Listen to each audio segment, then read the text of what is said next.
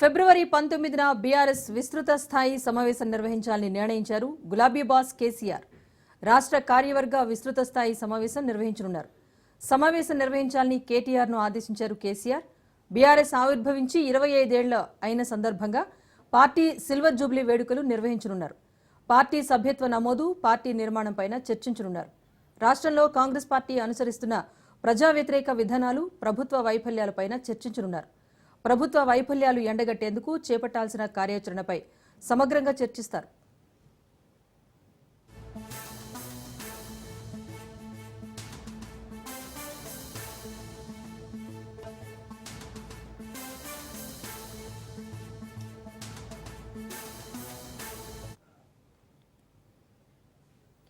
Right, మొత్తానికి మళ్ళీ కేసీఆర్ పూర్తి స్థాయిలో పార్టీకి సంబంధించిన అన్ని కార్యకలాపాల్లో కూడా పార్టిసిపేట్ చేసే అవకాశం కనిపిస్తోంది.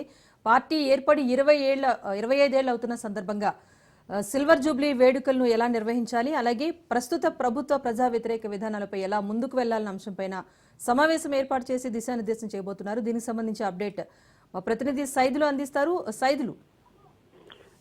రాజేశ్వరి, ఈ నెల 19న కేసీఆర్ అధ్యక్షతన బీఆర్ఎస్ పార్టీ విస్తృత సమావేశం కొనసాగనుంది. అయితే ఈ సమావేశాన్ని ఏర్పాటు చేయాలని చెప్పేసి కేటీఆర్ ను ఆదేశించారు కేసీఆర్.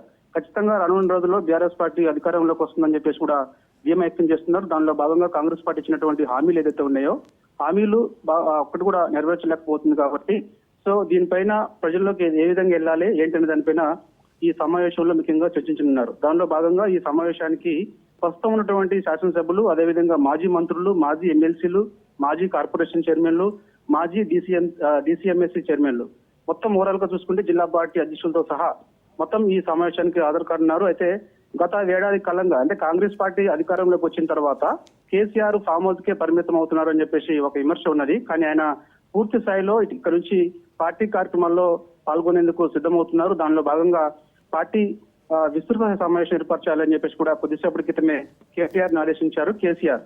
ఇక దాంతో పాటుగా బీఆర్ఎస్ పార్టీ ఆవిర్భవించి 25 ఏళ్ళు అవుతుంది కాబట్టి సిల్వర్ జూబ్లీ వేడుకలు కూడా ఘనంగా నిర్వహించాలని చెప్పేసి బీఆర్ఎస్ పార్టీ భావిస్తుంది. దాంతో పాటుగా సభ్యత్వ నమోదు కార్యక్రమాన్ని కూడా వేగవంతం చేయాలని చెప్పేసి కూడా భావిస్తుంది. అంటే రాష్ట్ర వ్యాప్తంగా ఇప్పటికే దాదాపుగా బీఆర్ఎస్ పార్టీకి 60 లక్షలకు పైగా సభ్యత్వం ఉన్నది.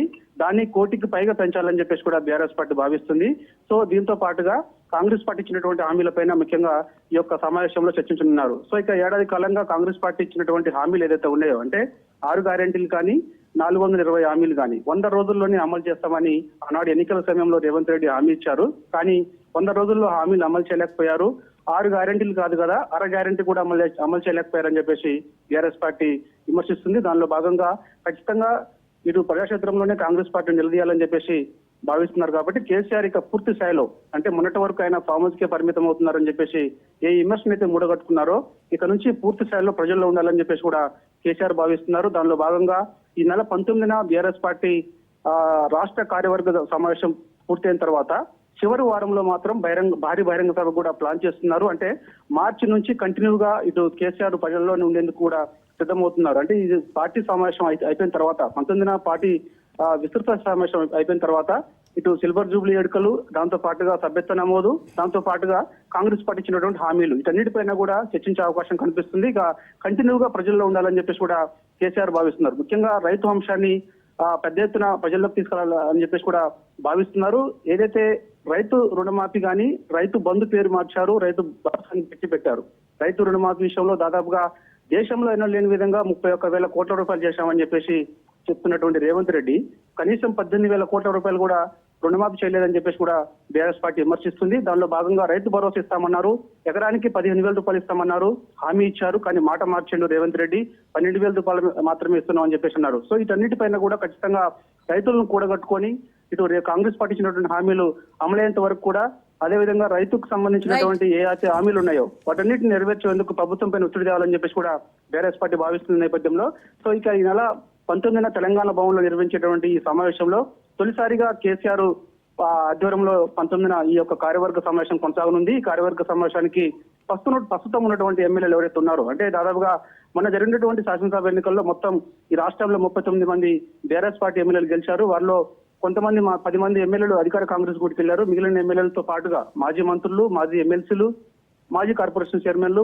ఈ విధంగా వరుసగా డీసీజీబీ చైర్మన్లు కానీ జిల్లా పార్టీ అధ్యక్షులు అందరినీ కూడా ఈ యొక్క సమావేశానికి హాజరించారు కాబట్టి సో ఖచ్చితంగా రానున్న రోజుల్లో బీఆర్ఎస్ పార్టీ విశ్వరూపం ఏందో చూస్తారని చెప్పేసి కూడా సంకేతాలు ఇవ్వబోతున్నారు. Right, thank you Saidulu.